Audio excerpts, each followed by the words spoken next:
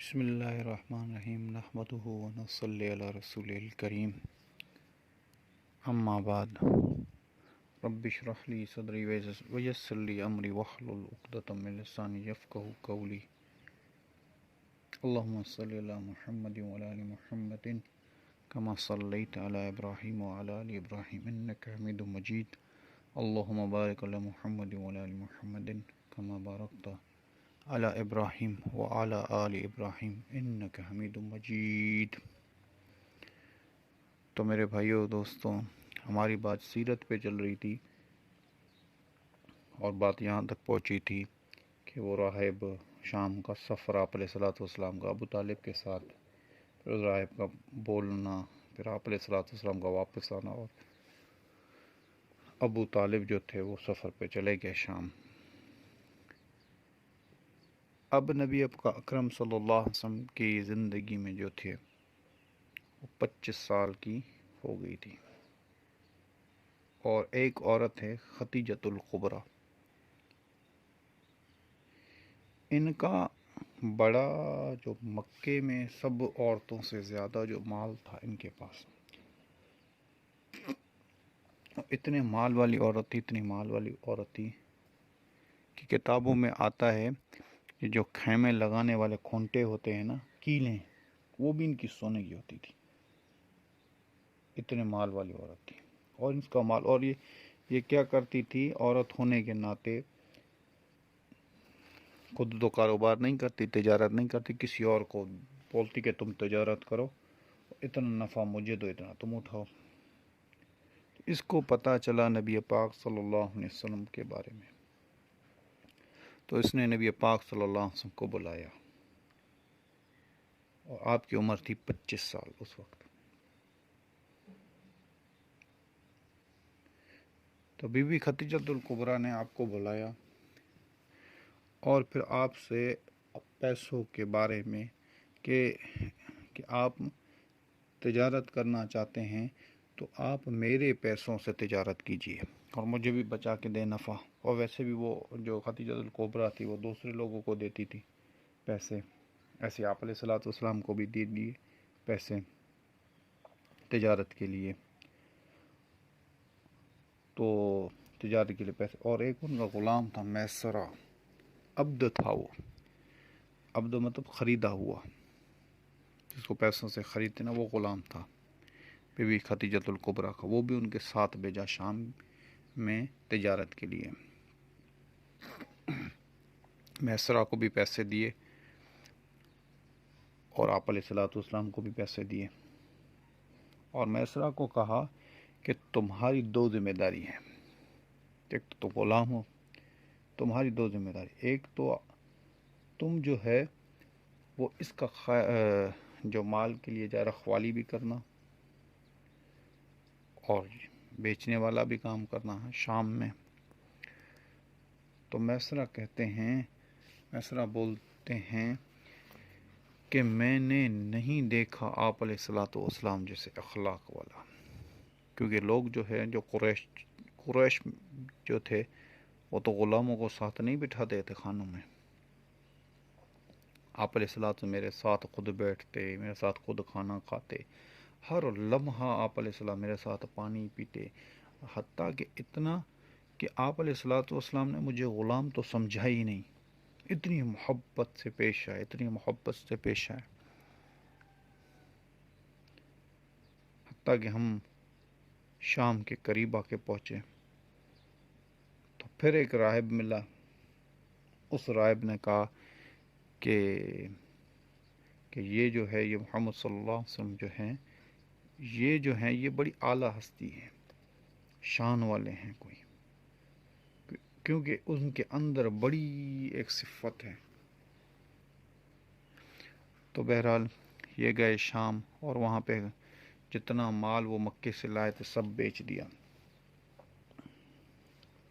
تو آپ علیہ الصلوۃ والسلام نے کہا میسرہ سے کہ کیوں نہ ہم مال جو خرید رہے ہیں، جو مال بیچ رہے ہیں، ان کے پیسے لے کے جائیں گے مکہ واپس، پیسوں کی جگہ پہ کیوں نہ ہم یہاں سے مال خرید کے لے کے جائیں اور اس کو پھر مکے میں بیچ دیں گے۔ میسرہ نے کہا یہ تو بڑی آپ نے اچھا رائے دی ہے ایسے کرتے ہیں. تو پھر میسرہ نے اور آپ علیہ الصلوۃ والسلام نے شام سے کچھ مال خریدا. پھر وہ اس کو آ کے مکے واپس آ کے بھیجا. تو بی بی خدیجہ کبریٰ کو بڑا عجیب لگا، کیونکہ باقی کے جو لوگ تھے تو ایک طرف کما کے آئے اور تھوڑا مال کما کے آئے. آپ علیہ الصلوۃ والسلام تو دو طرف کما کے آئے. تو بی بی خدیجہ کبریٰ کو یہ بڑی بات عجیب لگی، کیونکہ آپ علیہ الصلوۃ والسلام کو بی بی خدیجہ کبریٰ کو بھی پتہ ہے کہ آپ علیہ الصلوۃ والسلام تو تاجر تو نہیں تھے نا، پہلے چرواہے تھے، بکریاں چرانے والے تھے. تو بی بی خدیجہ کبریٰ نے میسرہ کو بلایا اور اس سے پوچھا کہ میسرہ تم سفر کا حال بتاؤ کہ کیا ہوا سفر میں. میسرہ نے کہا کہ میں نے نبی پاک صلی اللہ علیہ وسلم جیسا کوئی بندہ نہیں دیکھا آج تک، جو میرے ساتھ اس نے کھانے پہ بھی شریک کیا، ورنہ غلام کو اکثر کہاں شریک کرتے ہیں. یہ کوئی شان والا آدمی ہے، بڑے شان والا آدمی ہے یہ. اور راستے میں مجھے ایک راہب ملا تھا، اس نے کہا کہ کبھی ایسا ہم نے نہیں دیکھا کہ محمد یہاں سے گزرا ہو، محمد صلی اللہ علیہ وسلم یہاں سے گزرا ہو اور دھوپ میں گزرا ہو. اس کے اوپر ہمیشہ سایہ ہوتا ہی ہوتا ہے، ایک بادل کے ذریعے اللہ پاک کرتے ہیں. اور 20 آدمی درخت کے نیچے بیٹھے ہوں، اور سب سے زیادہ آپ دیکھو گے نا جو جھاڑیاں ہوں گی وہ محمد صلی اللہ علیہ وسلم کی طرف ہو جائیں گی. اور اخلاق میں اعلیٰ اخلاق والے، اور بھی بہت ساری باتیں بتائیں. تو بہرحال بی بی خدیجہ کبریٰ کے جو دل میں آیا وہ یہ بات آئی کہ میں اس شخص سے شادی کروں. حتیٰ کہ جو بی بی خدیجہ کبریٰ تھی بڑے مال والی تھی، اور مکے کے بہت سارے سرداروں نے ان کو شادی کرنے کا وہ پیغام بھیجا، پر بی بی خدیجہ کبریٰ نے سب کو واپس کر دیا. جب نبی پاک صلی اللہ علیہ وسلم کے دل میں نبی پاک صلی اللہ علیہ وسلم کی اس باتوں کو سنا اور بار بار ان کی ہر چیز کو دیکھا، تو بی بی خدیجہ کبریٰ کے بھی دل میں کہ میں اس شخص سے شادی کروں.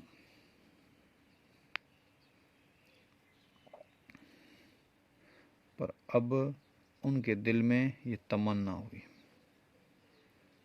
اور فرماتے ہیں علماء کرام فرماتے ہیں کہ بی بی خدیجہ کبریٰ بھی ان عورتوں میں سے جو دانا عورتیں تھیں. مردوں میں تو اللہ جل شانہ نے دانا لوگ پیدا کیے اور بہت سارے کیے، پر عورتوں میں بہت کم دانا لوگ پیدا کیے تھے اللہ نے. اور اس میں سے بی بی خدیجہ کبریٰ بھی ہیں، جس نے پہچانا. اور وہ عورت بھی ہے، اور وہ بھی ہے عورت جس شعیب علیہ السلام کی بیٹی، جس نے موسیٰ علیہ السلام کو پہچانا کہ بھئی یہ عام انسان نہیں ہو سکتا جس کے اتنے اچھے اخلاق ہو. اور فرماتے ہیں کہ جیسے بی بی مریم علیہ السلام ہیں، بی بی آسیہ علیہ السلام ہیں، تو یہ ساری وہ عورتیں ہیں جنہوں نے نبی کو پہچانا، نبیوں کو پہچانا، اپنی وراثت سے، اپنی دانائی سے انہوں نے پہچانا. تو وہ عورتوں میں بہت کم ہوتی ہیں ایسی. پھر کیا ہوا کہ ایک عورت تھی، اس کا نام تھا نفیسہ. وہ مکے میں شادیاں کرواتی تھی. اس کو بھیجا کہ نبی پاک صلی اللہ علیہ وسلم کے بعد کے پاس جاؤ اور پوچھ کے آؤ کہ مجھ سے شادی کریں گے یا نہیں. پر ایسے ڈائریکٹ جا کے بات نہ کرنا، پہلے پوری اس کو بات بتا کے پھر انہوں نے کہا کہ آپ ان سے ایسے بات کرنا کہ میرا نام نہ آئے. تو آپ کی عمر 25 سال. تو نبی پاک صلی اللہ علیہ وسلم کے پاس نفسیہ آئی اور کہنے لگی کہ آپ تو بڑے جوان ہو گئے ہو، آپ کی عمر ہو گئی ہے شادی کی، تو آپ شادی کرنا چاہتے ہو؟ تو نبی پاک صلی اللہ علیہ وسلم نے کہا آپ نے فرمایا کہ یہ تمہاری بات تو صحیح ہے، میری عمر ہے، میں جوان ہوں، پر میرے پاس کچھ بھی پیسے نہیں ہیں، اور شادی تو پیسوں سے ہوتی ہے، لوگ دیکھتے ہیں جمال، مال اور خاندان، میرے پاس تو کوئی مال نہیں ہے، اور جتنا بھی مال آتا ہے، جتنا بھی مال اگر میں کما کے لاتا ہوں وہ بھی ابو طالب کی کفایت میں دے دیتا ہوں، کیونکہ ابو طالب تو بہت غریب تھے، ان کی کفایت میں مال لا کے دے دیتا ہوں چاچا کو۔ تو اس نے کہا کہ اگر تمہیں کوئی ایسی عورت مل جائے جو مال والی، جمال والی اور خاندان والی ہو تو پھر تم کیا کرو گے؟ آپ علیہ الصلوۃ والسلام نے کہا اگر ایسی بات ہے تو میں ہاں کہہ دوں گا، راضی ہو جاؤں گا، پر ایسی عورت ہوگی کون سی جس میں یہ تینوں چیزیں جمع ہوں گی؟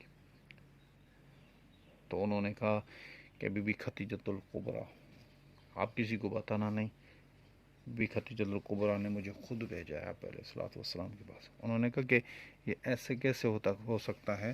بی بی خدیجۃ الکبریٰ کو تو بہت بڑے مکے کے سرداروں نے پیغام بھیجا شادی کے، پر انہوں نے منع کر دیا۔ انہوں نے کہا ہاں یہ تمہاری بات صحیح ہے، پر ابھی جو ہے بی بی خدیجۃ الکبریٰ نے مجھے بھیجا ہے تمہارے پاس، اگر تم راضی ہو، پر اپنے پاس ہی بات کو راز رکھنا۔ تو آپ علیہ الصلوۃ والسلام بی بی خدیجۃ الکبریٰ کے لیے راضی ہو گئے شادی کے لیے۔ تو بی بی خدیجۃ الکبریٰ کہتی ہیں جب وہ نفسیہ میرے پاس آئی، اس نے یہ سارا پیغام بتایا، اس دن میں اتنا خوش ہوئی کہ جتنی حد نہیں، اتنا خوش ہوئی۔ مکے میں سب سے زیادہ خوش جو تھی وہ میں تھی، کیونکہ آخر نبی پاک صلی اللہ علیہ وسلم سے شادی ہونے والی تھی۔ تو اس وقت ان کی جو عمر تھی وہ تھی 40 سال، اس وقت جو عمر ان کی تھی وہ تھی 40 سال، اور نبی پاک صلی اللہ علیہ وسلم کی عمر تھی 25 سال۔ پھر نبی پاک صلی اللہ علیہ وسلم ابو طالب اور حضرت حمزہ کے ساتھ ہو کے گئے بی بی خدیجۃ الکبریٰ کے پاس۔ تو بی بی خدیجۃ الکبریٰ نے بھی اپنے قریبی لوگوں کو بلا دیا، جیسے ورقہ ابن نوفل اور عمر بن سعد، اور بھی کو بلا دیا، اور جو نکاح ہوا وہ ان کا جو پہلا خطبہ تھا وہ ابو طالب نے پڑھا، نکاح بھی ابو طالب نے کیا، اور جو پہلا خطبہ تھا وہ ابو طالب نے پڑھا، اور جو دوسرا خطبہ ہوتا ہے وہ جو تھا وہ ورقہ بن نوفل نے پڑھا۔ آپ علیہ الصلوۃ والسلام کی شان میں پڑھا تھا وہ خطبہ، آپ علیہ الصلوۃ والسلام کی شان میں وہ خطبہ پڑھا تھا کہ آپ علیہ الصلوۃ والسلام کے بارے میں، کیونکہ جتنے بھی اہل کتاب تھے جن کو کتاب کا علم تھا، چاہے یہودی ہو یا نصارہ ہو، اس زمانے میں نبی پاک صلی اللہ علیہ وسلم کو تو وہ جانتے تھے نا۔ قرآن خود کہتا ہے، جس کا مفہوم یہ ہے کہ یہ اپنے بیٹوں سے زیادہ نبی پاک صلی اللہ علیہ وسلم کو جانتے ہیں، اپنے بیٹوں سے زیادہ، کیونکہ ہر کتاب میں آپ علیہ الصلوۃ والسلام کی بات ہے۔ تو انشاءاللہ اگر بات زندگی رہے گی تو بات بھی چلتی رہے گی۔ وما علینا الا البلاغ، سبحان ربک رب العزت عما یصفون، وسلام علی المرسلین والحمد للہ رب العالمین۔